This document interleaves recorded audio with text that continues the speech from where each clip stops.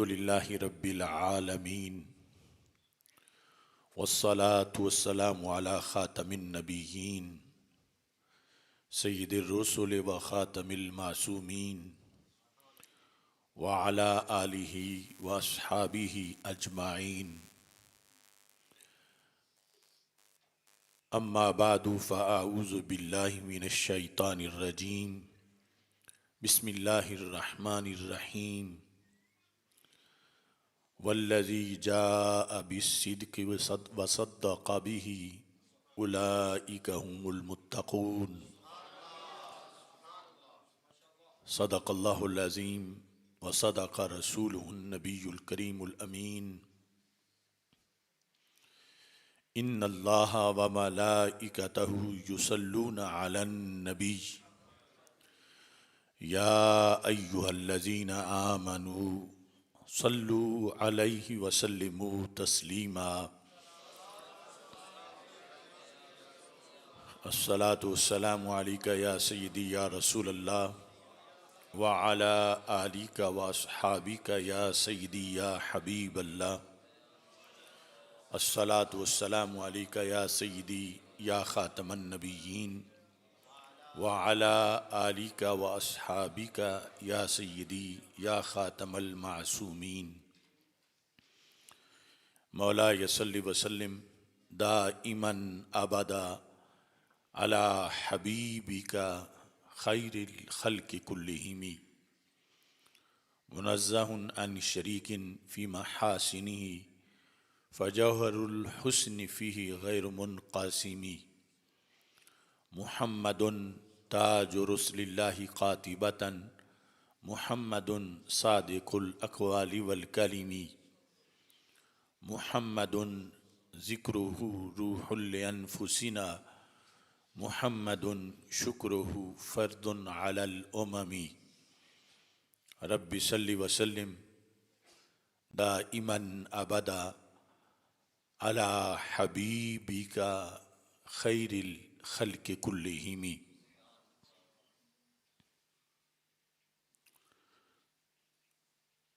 خدایا بحق بنی فاطمہ کہ برقول ایماں کنی خاتمہ اگر دعوتم رد کنی ور قبول منو دستو دامان آل رسول صلی اللہ علیہ وسلم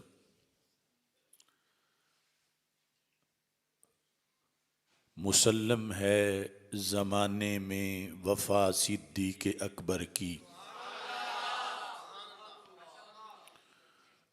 مسلم ہے زمانے میں وفا صدیق اکبر کی رضائے مصطفیٰ ہی ہے رضا صدیق اکبر کی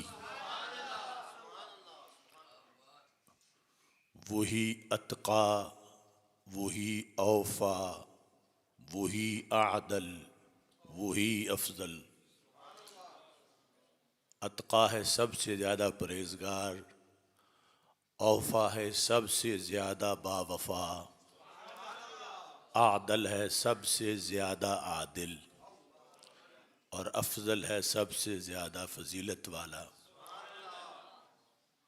نبیوں کے بعد وہی اتقا وہی اوفا وہی اعدل وہی افضل ہے کیسی منفرد ہر ادا صدیق اکبر کی لٹایا جس نے مال و جان کو راہ نبوت میں لٹایا جس نے مال و جان کو راہ نبوت میں نبی پر ہر قرابت تھی فدا صدیق اکبر کی دیا کس کو مصلی مصطفیٰ نے بھی خدا نے بھی دیا کس کو مصلی مصطفیٰ نے بھی خدا نے بھی نظر آئی یہ عظمت بارہا صدیق اکبر کی مقام افضل امت کو باہم تولنے والو علی مولا سے پوچھو اقتدا صدیق اکبر کی، نہیں مجھ کو تعجب رافضی کی بے حیائی پر، نہیں مجھ کو تعجب رافضی کی بے حیائی کو پر، فقط مومن کو ہوتی ہے حیا صدیق اکبر کی۔ وہ چمکا اس زمانے میں ولایت کی بلندی پر، وہ چمکا اس زمانے میں ولایت کی بلندی پر، پڑی ایک بار بھی جس پہ نگاہ صدیق اکبر کی۔ اے آصف یہ نگاہ مصطفیٰ ہی کی تجلی ہے، اے آصف یہ نگاہ مصطفیٰ صلی اللہ علیہ وسلم، یہ آصف یہ نگاہ مصطفیٰ ہی کی تجلی ہے، ملی سادات سے مجھ کو عطا صدیق اکبر کی۔ اللہ تبارک و تعالی جل جلالہ وعم نوالہ واتم برہانہ وعظم شانہ وجل ذکرہ وعز اسمہ کی حمد و ثنا، اور حضور سرور کائنات مفخر موجودات زینت بزم کائنات دستگیر جہاں غم گسار زماں سید سروراں حامی بے کساں قائد المرسلین خاتم النبیین والمعصومین احمد مجتبی جناب محمد مصطفیٰ صلی اللہ علیہ وعلی آلہ واصحابہ وبارک وسلم کے دربار گہر بار میں ہدیہ درود و سلام عرض کرنے کے بعد السلام علیکم ورحمۃ اللہ وبرکاتہ۔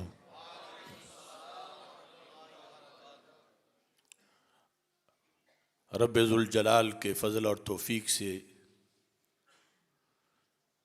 مرکز صراط مستقیم گوجرانوالا جامع مسجد رضائے مجتبیٰ میں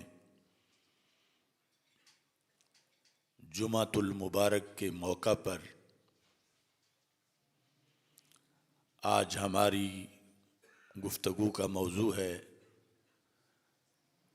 حضرت سیدنا صدیق اکبر رضی اللہ تعالی عنہ مزاج شناس نبوت۔ میری دعا ہے خالق کائنات جل جلالہ ہم سب کی اس حاضری کو اپنے دربار میں قبول فرمائے۔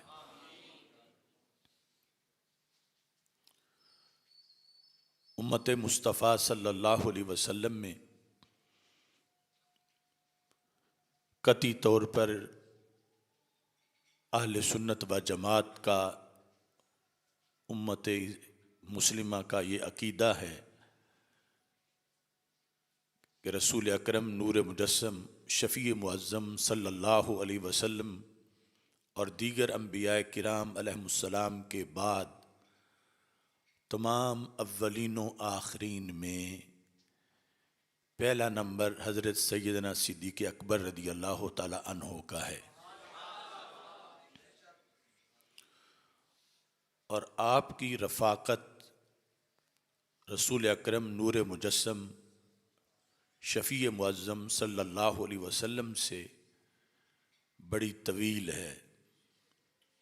نبی اکرم صلی اللہ علیہ وسلم کے اعلان نبوت سے پہلے بھی اور اعلان نبوت کے بعد بھی،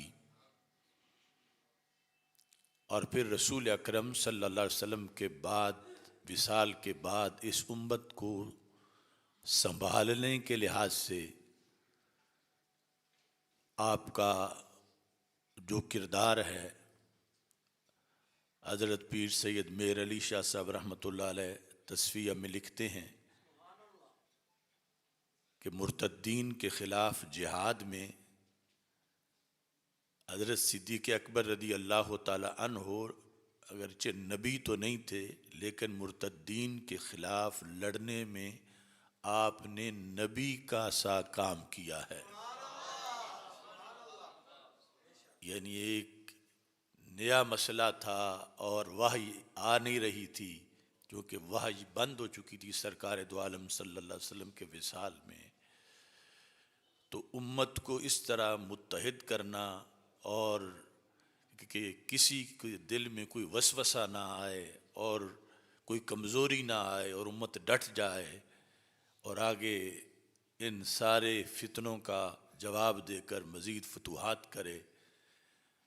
تو اس بنیاد پر رسول اکرم صلی اللہ علیہ وسلم کی رفاقت سے حضرت صدیق اکبر رضی اللہ تعالی عنہ کے مزاج میں وہ صلاحیتیں رب ذوالجلال نے منتقل کیں کہ جن کی بنیاد پر آپ پہلے نمبر پہ سب سے پہلے اس امت کے نگہبان بنے اور بعد والوں کے لیے آپ نے رستہ معین کیا، جس کی بنیاد پر پھر خلافت اسلامیہ، خلافت راشدہ چلی اور آج تک دین اسلام ہم تک پہنچا.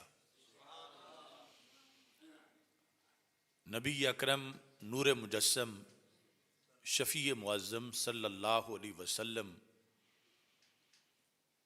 کے ساتھ مزاج کا ملنا، یعنی برابری تو ہو نہیں سکتی کہ کسی کی مزاج کی رسول اکرم صلی اللہ علیہ وسلم کے مزاج سے برابری ہو، لیکن حضرت صدیق اکبر رضی اللہ تعالی عنہ کے مزاج میں واضح طور پر وہ صفات غیروں نے بھی نوٹ کیں. یعنی اس وقت کے جو بڑے جہاں دیدہ لوگ تھے کہ جو رسول اکرم نور مجسم شفیع معظم صلی اللہ علیہ وسلم کی سیرت کی بڑی بڑی صفتیں تھیں، اگرچہ سرکار کے اندر ان صفات کا درجہ بہت اونچا تھا، لیکن وہ صفات حضرت صدیق اکبر رضی اللہ تعالی عنہ کی شخصیت کے تعارف میں بھی سر فہرست بیان کی جاتی تھی. اس سلسلہ میں بخاری شریف میں مثلاً پہلی جلد میں جہاں وحی کے نزول کا تذکرہ ہے کہ رسول اکرم صلی اللہ علیہ وسلم پر جب پہلی وحی نازل ہوئی اور اس کے بعد آپ گھر تشریف لائے اور حضرت خدیجہ رضی اللہ تعالی عنہا سے کہا زملونی زملونی، تو یہ بخاری شریف کے آغاز میں یعنی حدیث نمبر 3 ہے پہلی جلد میں. تو حضرت خدیجہ نے جواب میں یہ کہا کلا واللہ ما یخزیک اللہ ابدا، کہ اے عظیم ہستی رب ذوالجلال کبھی بھی آپ کو پریشان نہیں ہونے دے گا، کیونکہ آپ کے اندر یہ 5 صفتیں موجود ہیں.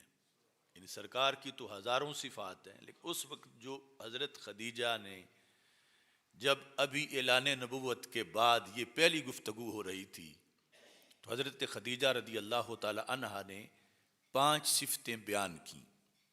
پہلی یہ انکا لتصل الرحم، کہ محبوب آپ صلہ رحمی فرماتے ہو.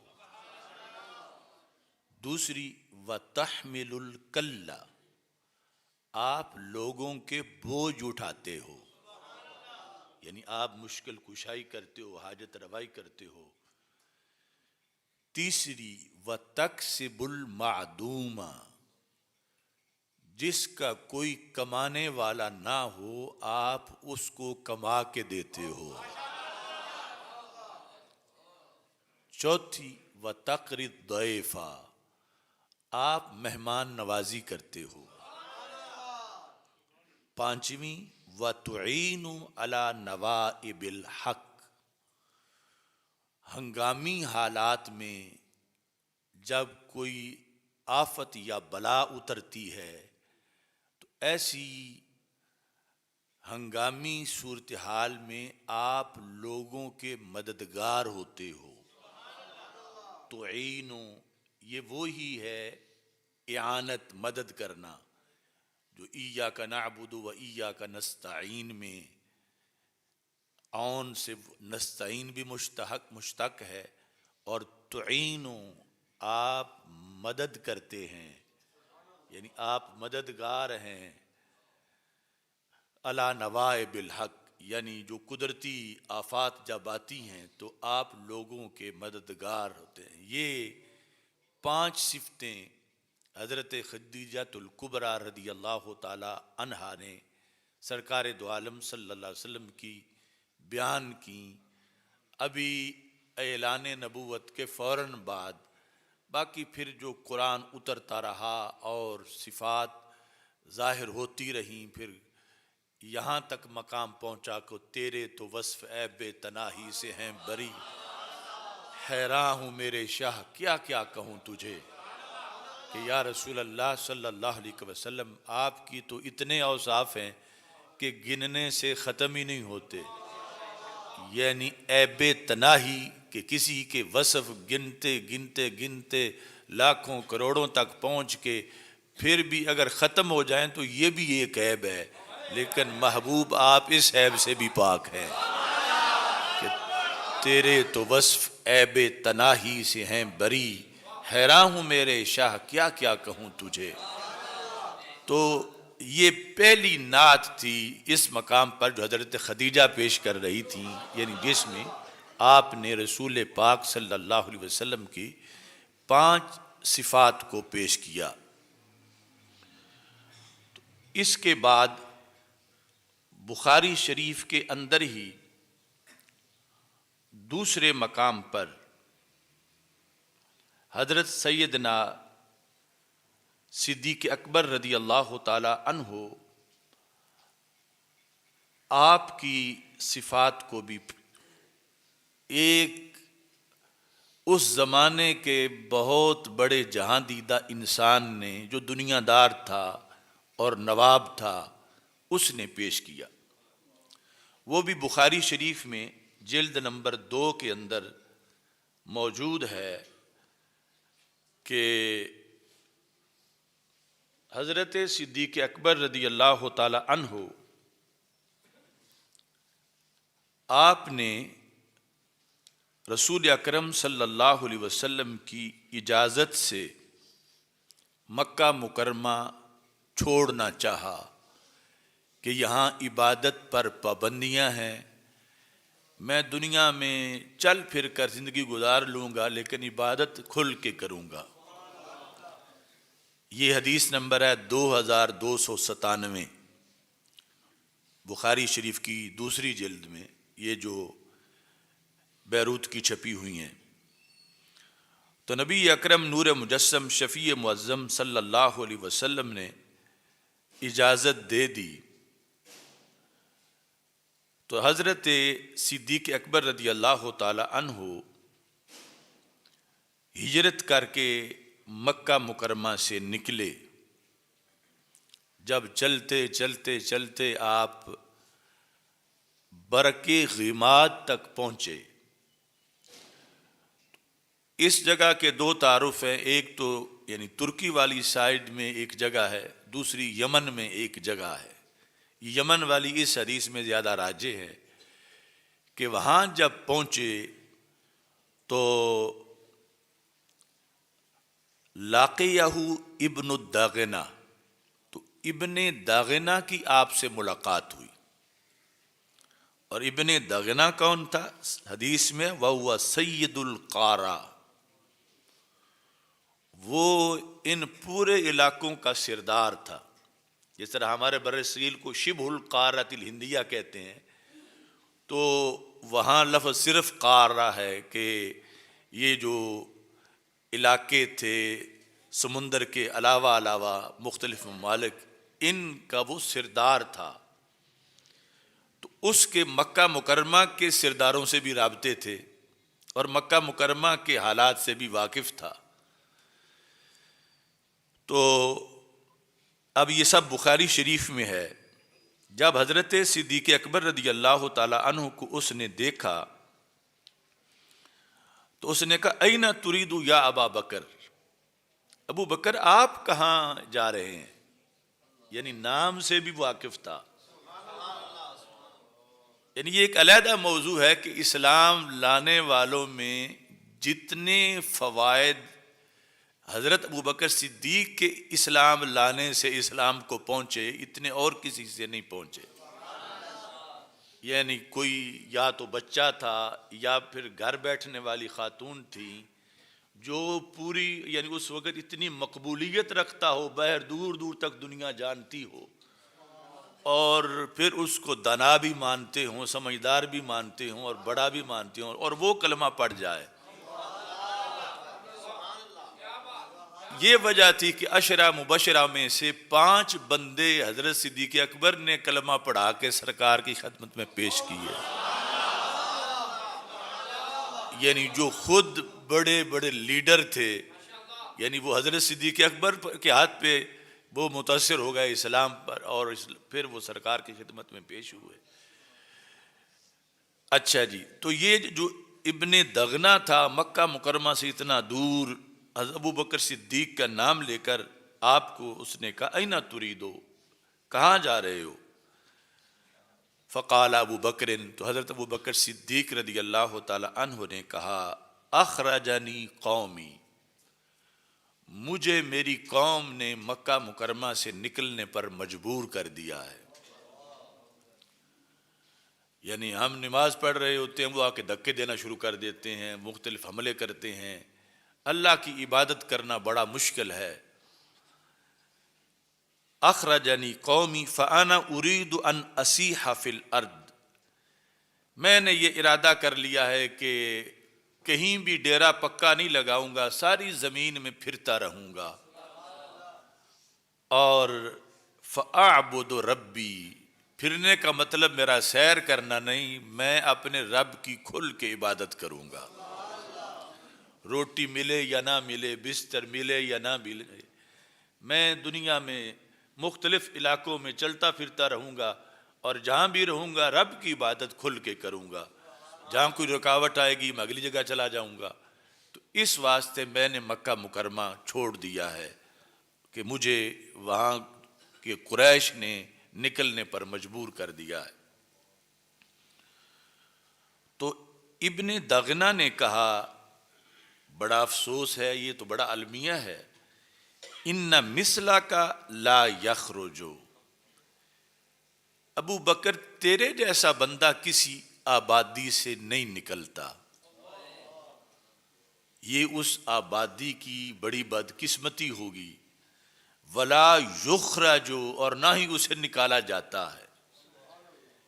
یعنی جو حالات آپ کے لیے انہوں نے پیدا کیے اس پر بھی بڑا افسوس ہے مجھے کہ آپ جیسا بندہ جس کے اندر آگے وہ قابلیت اور صفات بیان کریں گے، آپ جیسا قیمتی بندہ اس کو اپنے شہر سے کوئی نہیں نکالتا. لا یخرجو. اور پھر مجھے آپ پر بھی تعجب ہے کہ آپ نکل آئے ہیں، آپ جیسا بندہ اپنی آبادی کو محروم کر کے نہیں نکلتا.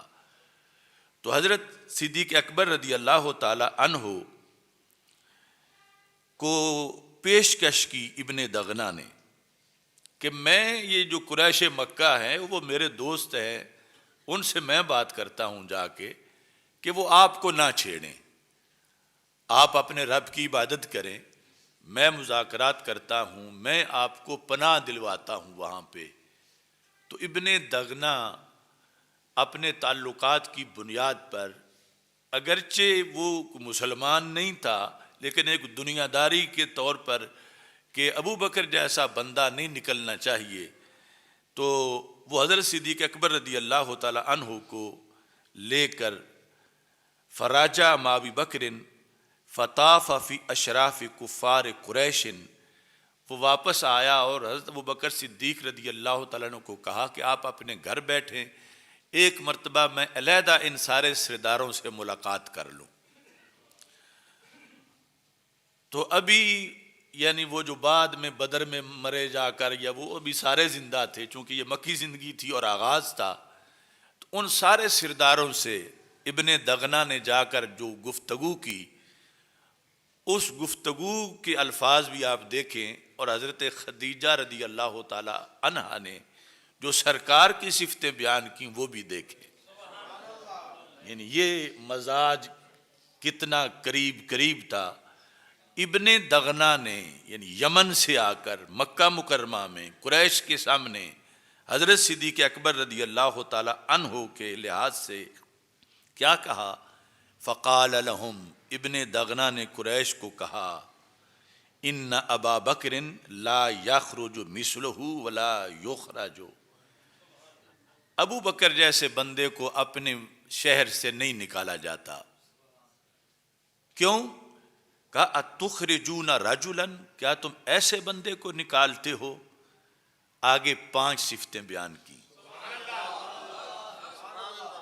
کیسا بندہ؟ کہنے لگے یکسب المعدوم، جو ناداروں کو کما کے دیتا ہو. نمبر 2 ویاسل الرحم، جو صلہ رحمی کرتا ہو. نمبر 3 ویحمل الکلہ، جو لوگوں کے بوجھ اٹھاتا ہو.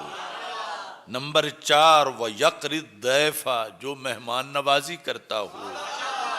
نمبر 5 ویعین علی نوائب الحق، جو قدرتی آفتوں پر لوگوں کی مدد کرتا ہو.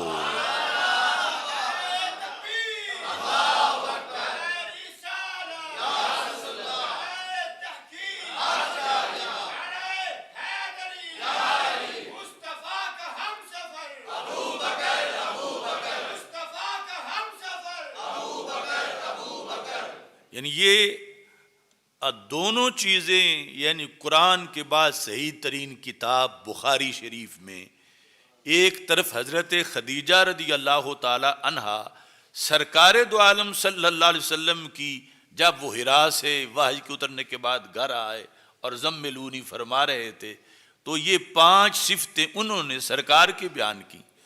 اور ابن دغنہ نے یمن سے چل کے قریش کے سامنے آ کر وہی 5 صفتیں حضرت ابو بکر صدیق کی بیان کی. یہ ہم فرق ضرور کریں گے کہ سرکار میں اعلیٰ درجے کی تھیں یقیناً، مگر وہی 5 حضرت صدیق اکبر رضی اللہ تعالی عنہ کی، یعنی یمن تک کے لوگوں تک پھیلی ہوئی تھیں. اور پھر قریش مکہ کو انہوں نے سمجھایا کہ اتنا قیمتی بندہ کہ جو معاشرے میں ہو تو معاشرے کے لیے بڑا مفید ہے، کہ مدد کرتا ہے اور سماجی خدمت اور یہ ساری چیزیں، یعنی ان کو سامنے رکھ اس نے کہا یہ تو بڑے مفید ہیں، اور ان کو یہاں سے تم نکال دو گے یہ تمہاری بدقسمتی ہے، لہٰذا ان کو یہاں پہ رہنے دو. یہ اب ابن دغنہ نے قریش مکہ سے مذاکرات کیے اور ان کو قائل کیا.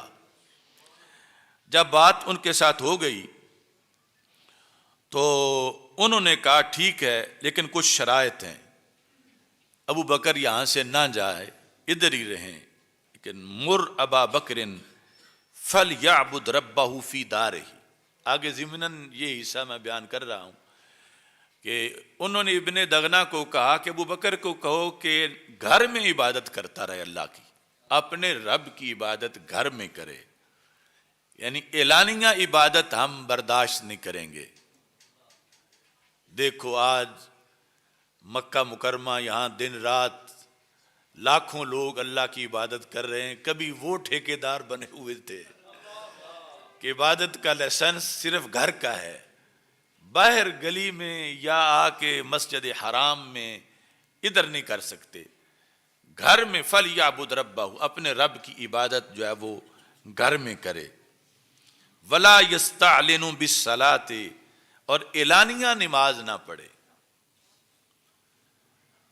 ولل قراء فی غیر دارہ، اپنے گھر کے علاوہ کسی جگہ قرآن نہ پڑھے. اب آپ نوٹ کرو کہ جن چیزوں کو آج ہم معمولی سمجھتے ہیں، دشمنوں کے ہاں یہ کتنی بڑی چیزیں ہیں. کہ ہر جگہ قرآن کی تلاوت ہو تو یہ ان سے برداشت نہیں ہوتی، اور نماز اعلانیہ ہو تو یہ برداشت نہیں ہوتی. تو ہمیں پھر سوچنا چاہیے کہ کتنی آزادی ملی ہوئی ہے اور ہم اس آزادی سے پورا فائدہ نہیں اٹھا رہے. یعنی یہ ابتدائی اسلام ہے کہ ابو بکر صدیق رضی اللہ تعالی عنہ جیسے بندے کو وہ کہتے ہیں اعلانیہ نماز نہیں پڑھ سکتے، گھر میں پڑھ لیں اور گھر میں تلاوت بھی کر لیں. یہ شرطیں لگائیں. اور وَلْيَقْرَأْ فَلْيُصَلِّ وَلْيَقْرَأْ مَا شَاءَ وَلَا يُؤْذِينَ بِذَلِكَ. گھر جو کرتا رہے لیکن ہمیں تکلیف نہ دے. یعنی ہمیں قرآن پڑھنے سے تکلیف ہوتی ہے، ان کے قرآن پڑھنے سے ہمیں تکلیف نہ دے. وَلَا يَسْتَعْلِنُ بِهِ. یہ کیوں ساری پابندیاں لگا رہے تھے؟ کہنے لگے فَإِنَّا قَدْ خَشِينَا أَن يَفْتَتِنَا أَبْنَاءَنَا أَن يَفْتَنَا أَبْنَاءَنَا وَنِسَاءَنَا. ہمیں یہ ڈر ہے کہ ابو بکر قرآن پڑھیں گے تو ہماری عورتیں کلمہ پڑھ جائیں گی اور ہمارے بچے بھی کلمہ پڑھ جائیں گے. یہ ڈر ہے کفر کو. خشینا ان یفتنا ابنانا و نساءنا، کہ ہماری عورتوں کو بچوں کو فتنے میں نہ ڈالے. یعنی یہ فتنہ ہے ان کے نزدیک اگر کلمہ پڑھ جائیں گے کہ انہوں نے متاثر ہو جانا ہے تو ہم نے پیچھے گھر اکیلے ہی رہ جانا ہے. تو یہ سب کچھ کریں مگر اپنے گھر کے اندر کریں، باہر آواز نہ آئے. اچھا جی، تو شرطیں انہوں نے لگا دیں. اور ابن دغنا پھر واپس چلا گیا معاہدہ کرا کے. وہ جو کچھ انہوں نے شرطیں لگائیں وہ ابن دغنا نے حضرت ابو بکر صدیق رضی اللہ تعالی عنہ کے سامنے بیان کر دی، مگر آپ نے اقرار نہیں کیا کہ میں ان کی پابندی کروں گا. تو وہ چلا گیا. حضرت ابو بکر صدیق رضی اللہ تعالی عنہ نے کچھ دن تو گھر ہی نماز پڑھی، لیکن پھر یہ جنون اور عشق اس نے جوش مارا. تو یہ بھی بڑی تاریخی بات ہے کہ مسجد حرام اور مسجد اقصی وہ تو پہلی مسجدیں ہیں. اسلام میں سب سے پہلے جس بندے نے مسجد بنائی مکہ مکرمہ میں وہ ابو بکر صدیق رضی اللہ تعالیٰ عنہ. یعنی مدینہ منورہ تو اسلام پہنچا ہی بعد میں. مسجد قباء ہو یا مسجد نبوی ہو، روئے زمین پر مکہ مکرمہ میں جہاں سے اسلام چلا، جس ہستی نے پہلی مسجد بنائی، یعنی مسجد حرام تو ویسے پہلے کی تھی کعبۃ اللہ، اس ہستی کا نام ابو بکر صدیق رضی اللہ تعالیٰ عنہ ہے. قریش نے پابندی لگائی تھی گھر پڑھنی ہے، آپ نے اپنے گھر کے ساتھ جو فارغ جگہ پڑی تھی وہاں مسجد بنا لی.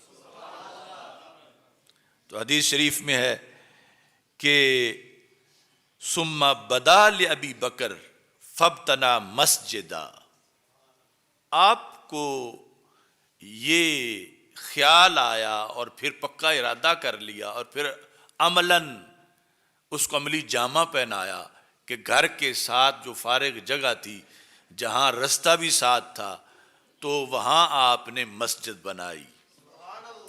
یہ اسلام کی پہلی مسجد ہے مکہ مکرمہ میں، یعنی پورے روئے زمین پر، چونکہ مدینہ منورہ والی تو ساری بعد میں بنی.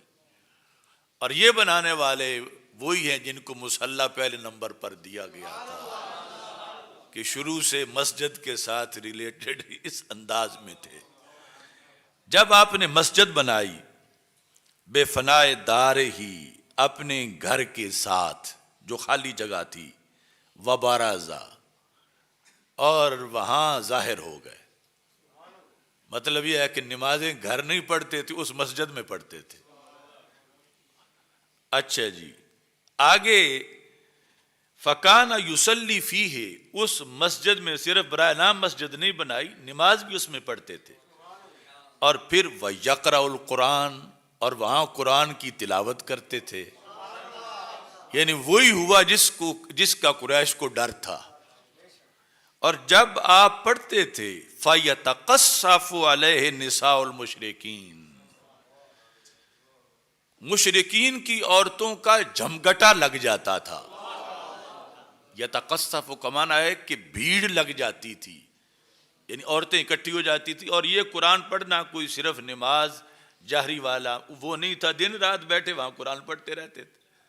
اور وہ سارا رش لگ جاتا تھا، چونکہ ساتھ ہی گلی تھی، کھلی جگہ میں مسجد تھی، اور قریش کی عورتیں اکٹھی ہو جاتی تھیں. وَأَبْنَاؤُهُمْ، اور ان کے بچے بھی. اور یہ دو شعبے متاثر ہو جائیں تو پھر پیچھے بچتا ہی کچھ نہیں. عورتیں اور بچے سارے جو ہیں وہ حضرت صدیق اکبر رضی اللہ تعالی عنہ کی تلاوت کے گرویدہ ہو گئے. یعجبون، وہ بہت پسند کرتے تھے. وینظرون، دیکھتے تھے، دیدار کرتے تھے. کیوں؟ کہ ان کی آنکھوں سے مسلسل آنسو جاری رہتے تھے قرآن پڑھتے ہوئے. آگے حدیث شریف میں راوی کہتے ہیں کہ وَكَانَ ابو بکر رَجُلًا بَكَّاءً، کشک والا کاف ہے، بکا مبالغہ کا صیغہ ہے کہ قرآن پڑھتے وقت بہت زیادہ رونا. ابو بکر قرآن کی تلاوت کے وقت بہت زیادہ رونے والے تھے اللہ کے خوف سے. لا یملک دمعہ، دمع کہتے ہیں آنسو کو، اپنے آنسوؤں پر کنٹرول نہیں کر سکتے تھے کہ آنسو روک لیں. قرآن پڑھتے ہوئے اپنے آنسوؤں پر کنٹرول نہیں کر سکتے تھے. فَأَفْزَعَ ذَلِكَ أَشْرَافَ قُرَيْشٍ مِنَ الْمُشْرِكِينَ، اس صورتحال نے قریش کو گھبراہٹ میں ڈال دیا کہ یہ چند دن مزید یوں قرآن پڑھ گئے تو ہمارے گھر تو خالی ہو جائیں گے، ہمارے گھروں کے اندر اسلام داخل ہو جائے گا. فَأَرْسَلُوا إِلَىٰ ابن دغنہ، انہوں نے ابن دغنہ کو پیغام بھیجا کہ صورتحال خراب ہو گئی ہے، تم واپس آؤ، کہ تم نے جس بندے کو پناہ دلوائی تھی اس نے شرطیں توڑ دی ہیں.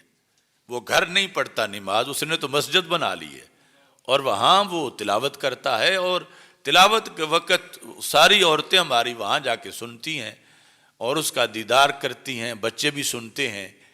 تو آپ واپس آؤ، یا تو عہد توڑ دو، کیونکہ ہم یہ نہیں چاہتے کہ تجھ جیسے بندے کے عہد کی خلاف ورزی ہو. یعنی اگر تمہارے ساتھ ہمارا معاہدہ ہوا ہے اور ہم اس کا لحاظ نہ کریں اور ابو بکر سے لڑیں تو اس میں تمہاری بھی عزتی ہوگی. تو ہم کہتے ہیں تم خود آ کر یا تو ان کو پابند کرو یا پھر خود معاہدہ توڑ جاؤ، تاکہ ہم جس وقت ان سے لڑیں تو تمہاری بھی عزت نہ ہو. تو ابن دغنہ آیا، اس نے آ کے حضرت صدیق اکبر رضی اللہ تعالی عنہ سے کہا کہ میں نے آپ کو ان شرائط پر یہاں پناہ دلوائی تھی کہ آپ یہاں رہیں اور گھر میں عبادت کریں، تو آپ نے اس کی خلاف ورزی کی ہے. فَإِمَّا أَن تَقْتَصِرَ عَلَى ذَلِكَ وَإِمَّا أَن تَرُدَّ إِلَيَّ ذِمَّتِي، یا تو پھر میری شرطیں مانو یا پھر جو میرا عہد ہے وہ مجھے واپس کر دو. جو میری وجہ سے تمہیں یہاں امن ملا ہوا ہے وہ واپس کر دو، پھر تم جانو، تمہارا کام جانے، میں تمہاری حفاظت کا کوئی ذمہ دار نہیں ہوں. یہ جس وقت اس نے کہا تو آگے ابو بکر صدیق رضی اللہ تعالی عنہ کا اسلام تھا. آپ نے فرمایا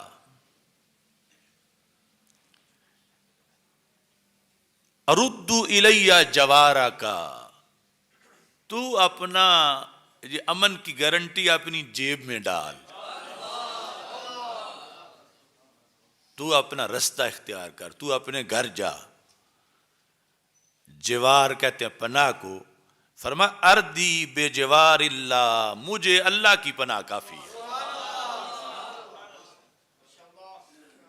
تو اپنے احسان نہ مجھ پہ ڈال، یہ میں نہیں چھوڑ سکتا، مسجد بنائی ہے اس میں میں پڑھوں گا۔ تو اس طرح یعنی حضرت صدیق اکبر رضی اللہ تعالی عنہ والی اس حدیث کے اندر اصل جو ہمارا موضوع تھا مزاج شناس نبوت، تو وہ 5 صفتیں مشترکہ طور پر یعنی دونوں ذاتوں کے اندر علیحدہ علیحدہ ذرائع سے ان کو محسوس کیا گیا، نوٹ کیا گیا اور بیان کیا گیا، اور یہی وجہ اولیت صدیق اکبر رضی اللہ تعالی عنہ کی ہے۔ اس لیے اقبال کہتا ہے نا، جب حضرت عمر رضی اللہ تعالی عنہ گھر کا آدھا مال لے آئے، اعلان ہوا تھا اسلام کے لیے مال پیش کرنے کا، تو جب آدھا لے آئے تو فکری طور پر یعنی اقبال جو ہے وہ کیمرہ لگا کے بیٹھا ہوا ہے ادھر دربار میں، تو اقبال کہتا ہے اتنے میں وہ رفیق نبوت بھی آ گیا۔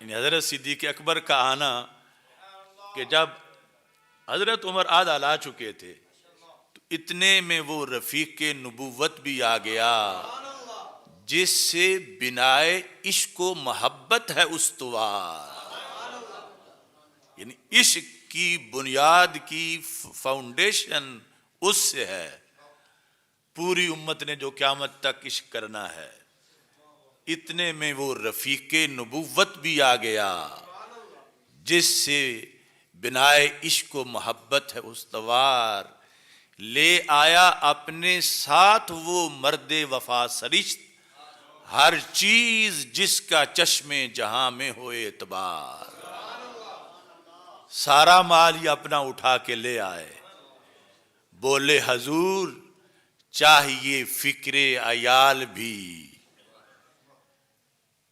کہ ابو بکر سارا کیوں لے آئے ہو؟ کہہ رہے ہو اب قیت لہم اللہ ورسولہ، گھر اللہ اور رسول کو چھوڑ آیا ہوں۔ بولے حضور چاہیے فکر عیال بھی، کہنے لگا وہ عشق و محبت کا رازدار، اے تجھ سے دیدائے ماہ انجم فروغ گیر، اے تیری ذات باعث تکوین روزگار، پروانے کو چراغ ہے بلبل کو پھول بس، صدیق کے لیے ہے خدا کا رسول بس۔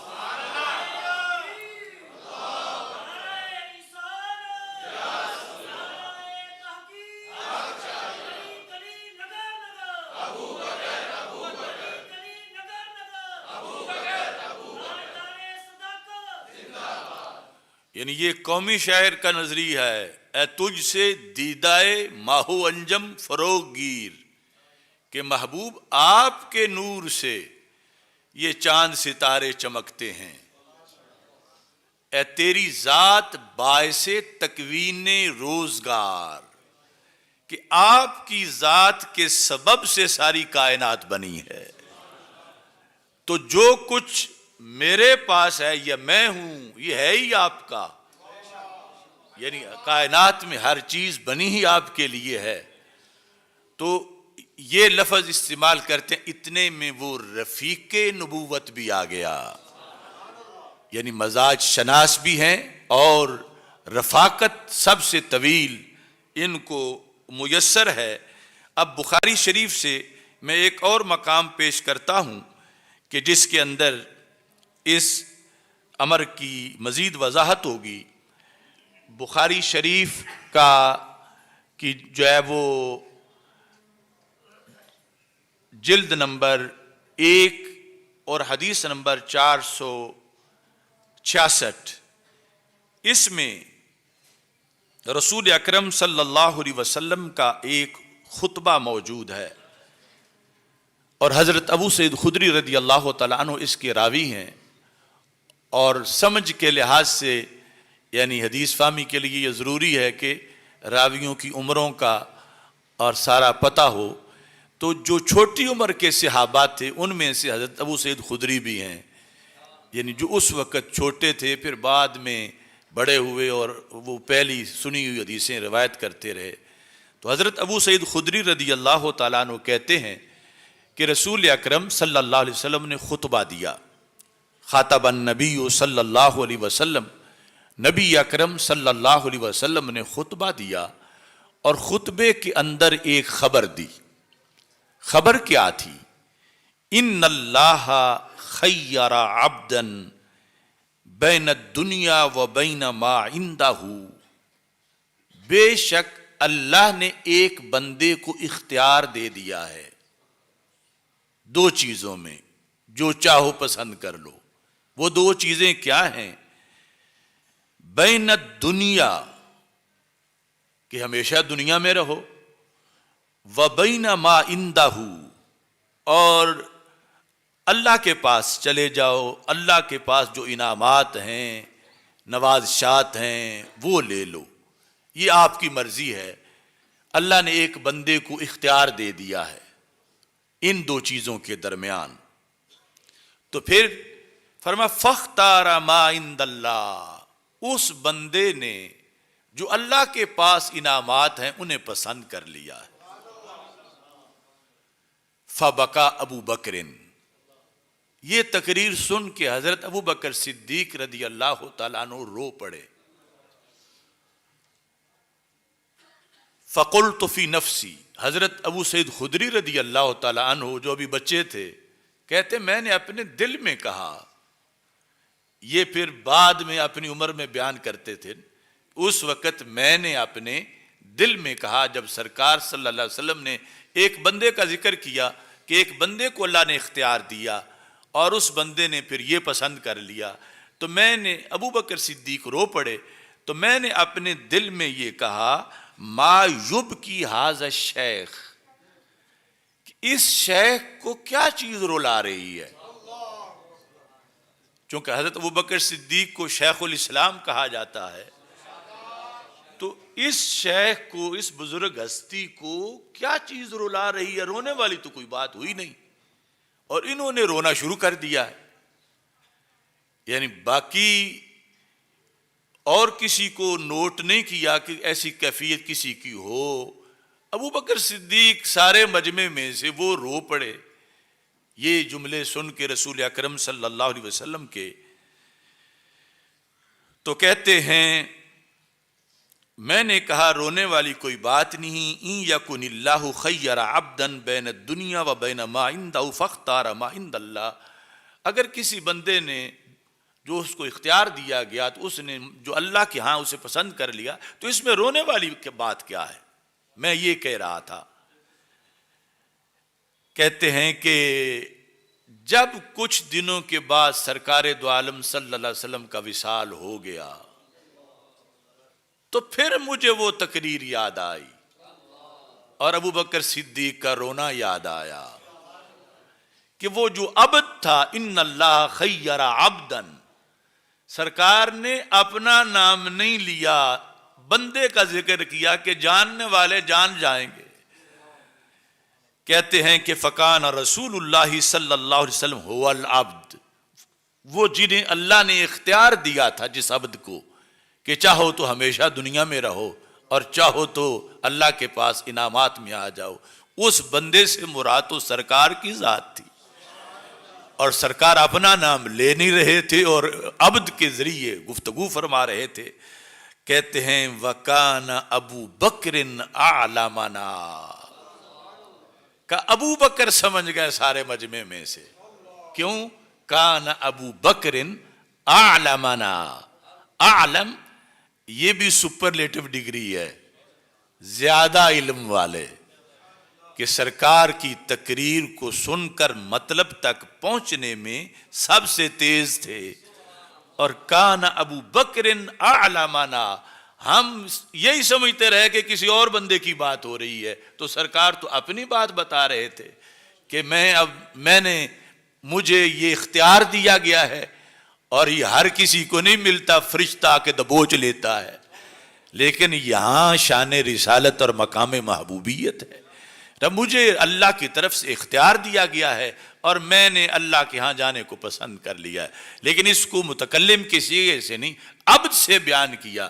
لیکن صدیق اکبر رو پڑے تو حضرت ابو سعید خدری کہتے ہیں یہ ہے مزاج شناس نبوت، کان ابو بکر اعلمنا، ابو بکر صدیق ہم سب میں سے زیادہ علم والے تھے کہ انہوں نے یہ فوراً جان لیا کہ بات سرکار دو عالم صلی اللہ علیہ وسلم کی اور بہت بڑے حادثے کی ہو رہی ہے کہ کیا بنے گا جب سرکار دنیا سے تشریف لے جائیں گے۔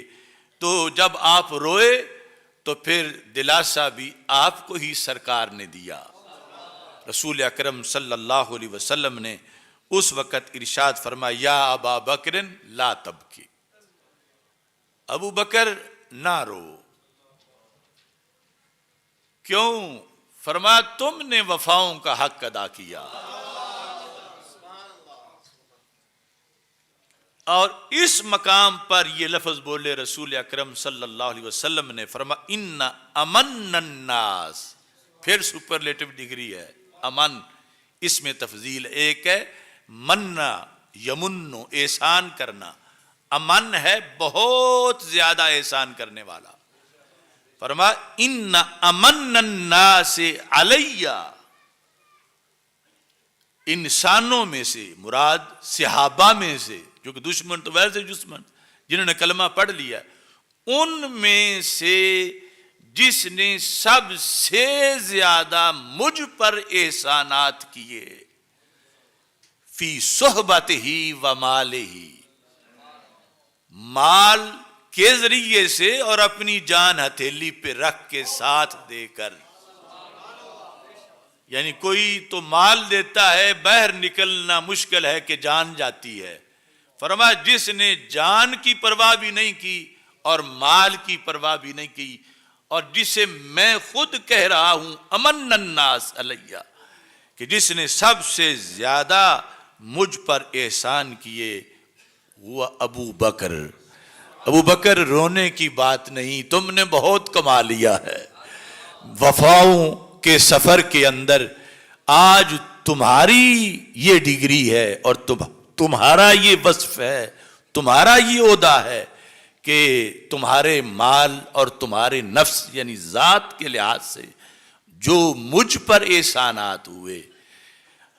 حالانکہ حضرت ابو بکر تو سمجھتے ہیں کہ میں نے تو خدمت کی، غلامی کا حق ادا کیا، کہ شکر ہے کہ سرکار نے قبول کر لیا، لیکن یہ سرکار کی اپنی زبان ہے کہ سرکار اس کو احسان کے ساتھ ذکر کر رہے ہیں کہ جس نے مجھ پر سب سے زیادہ احسانات کیا اپنے مال کے لحاظ سے اور اپنی جان کے لحاظ سے، وہ ابو بکر صدیق رضی اللہ تعالی عنہ ہیں۔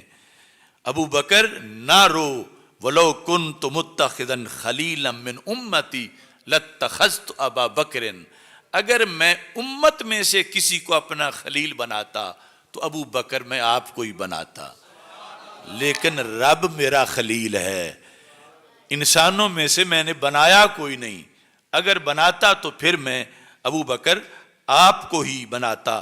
اس موقع پر یہ اعلان کیا تھا، فرمایا لا یبقین فی المسجد باب الا سد، مسجد نبوی شریف میں جن جن کے دروازے کھلتے ہیں آج کے بعد سب بند کر دیے جائیں، الا باب ابی بکر، ابو بکر صدیق کا دروازہ کھلا رہے۔ یہ بخاری شریف ہے، وہ جہاں پر مسجد نبوی میں خوخہ صدیق اکبر لکھا ہوا ہے، یعنی باقی سب کے پہلے ساتھ ساتھ گھر تھے تو دروازہ گھر سے ہی مسجد میں آنے کے لیے کھلتا تھا، فرمایا باقی سب بند کر دیے جائیں، ان کا کھلا رہے۔ اور یہ بھی اشارہ تھا کہ میرے بعد جماعتیں انہوں نے کرانی ہیں اور خلافت ان کی ہے۔ تو اس بنیاد پر یہ یعنی موضوع کا تھوڑا سا حصہ میں نے آپ کے سامنے بیان کیا کہ کس طرح حضرت صدیق اکبر رضی اللہ تعالی عنہ مزاج شناس نبوت تھے اور کس انداز میں انہوں نے یعنی جب بڑی بڑی باتیں، اہم فیصلے حضرت عمر رضی اللہ تعالی عنہ جیسے بندے کو بھی سمجھ نہیں آتے تھے، اور آگے جو شوق عبادت تھا اس کی وجہ سے یہ کسی طرح اڑ جاتے تھے، نہیں ایسے کرنا چاہیے، کیوں نہیں ہم کر رہے؟ وہاں جو جواب رسول اکرم صلی اللہ علیہ وسلم سے ملتا تھا، دوسری جگہ بیٹھے ابو بکر سے جا کے پوچھتے تھے تو وہی جواب ان سے بھی ملتا تھا۔ حالانکہ آپس میں ان دونوں ہستیوں کی ملاقات نہیں ہوئی، سرکار صلی اللہ علیہ وسلم کی اور صدیق اکبر رضی اللہ تعالیٰ عنہ کی۔ یہ حدیبیہ کے موقع پر بھی ایسے ہی ہوا کہ جو جواب رسول اکرم صلی اللہ علیہ وسلم نے واپس جانے کا دیا، وہی جواب حضرت صدیق اکبر رضی اللہ تعالیٰ عنہ نے دیا۔ تو یہ یعنی اولیت بلا وجہ نہیں تھی، یہ قرب خاص تھا، ان خاص صلاحیتوں کی بنیاد پر۔